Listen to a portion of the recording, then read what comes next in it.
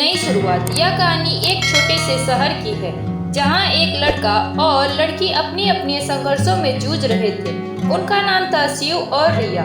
शिव एक होशियार लड़का था, लेकिन वह किस्मत का मारा हुआ था। परिवार की आर्थिक स्थिति ठीक नहीं थी और उसका सपना था कि वह एक बड़ा आदमी बने, लेकिन रास्ते में आने वाली मुश्किलें हमेशा उसे पीछे खींच लेती थी। रिया एक खुशमिजाज लड़की थी जो समाज सेवा में बहुत विश्वास करती थी। उसका सपना था कि वह एक दिन समाज में कुछ बदलाव लाए, लेकिन वह खुद भी अपने व्यक्तिगत जीवन की परेशानियों से जूझ रही थी। शिव और रिया का परिचय एक सामान्य तरीके से हुआ।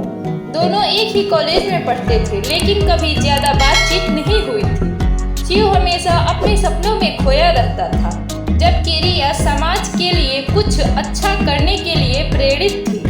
एक दिन कॉलेज में एक बड़ा प्रोजेक्ट आया जिसमें दोनों को एक साथ काम करना था। यह एक समाज सेवा से जुड़ा हुआ प्रोजेक्ट था, जिसमें उन्हें एक छोटे से गांव में जाकर बच्चों को शिक्षा देने का काम करना था। शिव और रिया को यह प्रोजेक्ट मिला और दोनों एक टीम बनकर गांव जाने के लिए तैयार हो गए।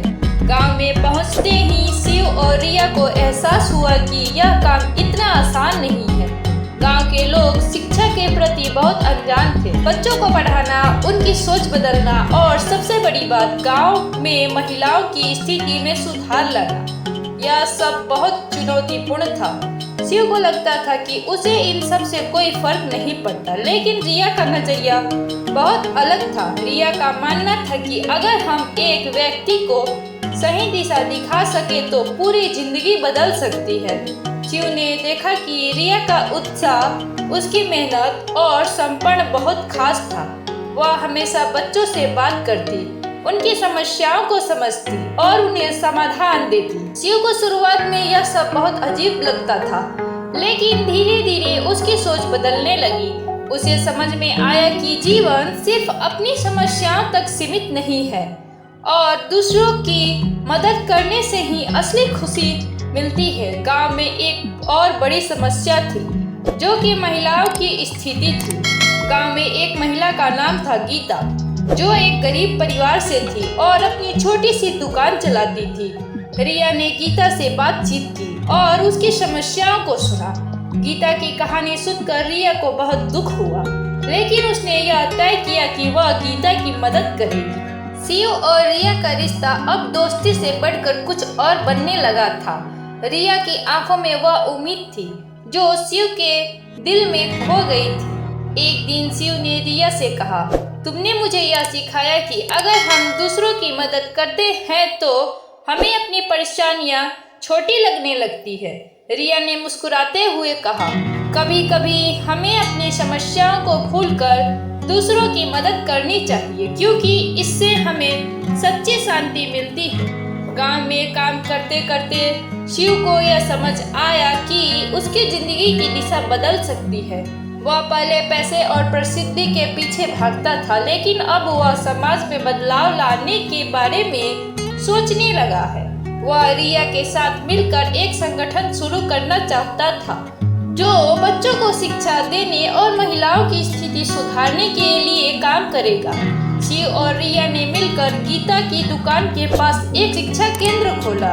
यह केंद्र गांव के बच्चों को शिक्षा देने के साथ साथ महिलाओं को आत्मनिर्भर बनाने का भी काम करता था। धीरे धीरे इस काम को और भी लोग जोड़ने लगे। गांव के लोग अब शिक्षा के महत्व को समझने लगे थे और महिलाएं अपनी आर्थिक स्थिति सुधारने के लिए प्रयासरत हो गई।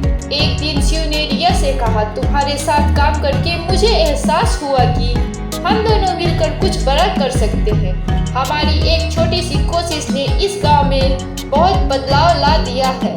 रिया ने मुस्कुराते हुए कहा, यह तो बस शुरुआत है शिव, अगर हम लोग और मेहनत करें तो हम पूरे समाज में बदलाव ला सकते हैं।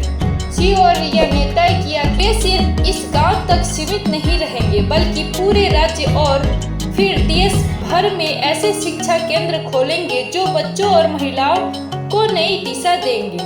उनका सपना था कि वह भारत के हर गांव में यह बदलाव लाकर एक नई शुरुआत करें, जहां हर बच्चा पढ़ाई में आगे बढ़े और हर महिला आत्मनिर्भर बने। कुछ महीने बाद शिव और रिया का संगठन कई और गांवों में फैल चुका था। वे अब अपनी जिंदगी को एक नई दिशा दे चुके थे। अब न केवल उन्होंने अपना व्यक्तिगत जीवन बदला था, बल्कि उन्होंने समाज में भी एक सकारात्मक बदलाव लाया था।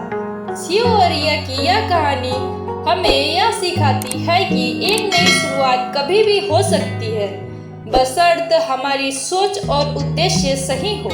जीवन में चाहे कितनी भी मुश्किलें आए, अगर हम अपने उद्देश्य को लेकर ईमानदारी से काम करें तो हर मुश्किल आसान हो सकती है। शिव और रिया ने यह साबित किया कि एक छोटी सी शुरुआत से बड़ी सफलता प्राप्त की जा सकती है, और जब दिल से किया गया काम समाज के भले के लिए होता है तो उसकी सफलता में कोई शक नहीं होता।